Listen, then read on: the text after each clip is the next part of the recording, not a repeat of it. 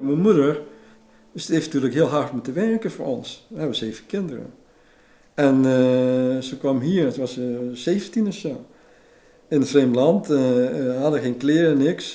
Het is gewoon een kwestie van overleven. En mijn vader en moeder hebben hard moeten werken. Ze kregen geen geld, mochten niet werken. Hebben toch wegen gezocht om bij de boer geld te verdienen.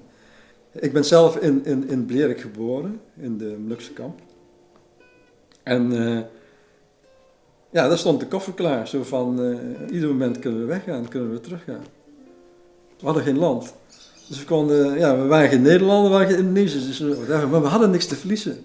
We zaten 20 jaar helemaal geïsoleerd aan de rand van de gemeenschap. En daar groeiden we op. Problemen van aanpassing, problemen van taal, problemen van studie, problemen van werk, problemen van huisvesting. En noem maar op. En we zaten aan de onderkant van de samenleving. Onbekend maakt onbemind. Dus kijk, als je onbekend bent en je gaat naar school of je gaat naar de stad toe. Vroeger mochten wij ook niet alle cafés in. En het is natuurlijk allemaal veranderd nu. Ja, wil je iets betekenen, zeg maar, in de Venlose of Nederlandse samenleving, ja, dan moet je toch wel niet aan de onderkant van die samenleving zitten, maar een beetje aan de midden- en bovenkant. Ja, dat is een beetje nu het proces waar we nu in zitten.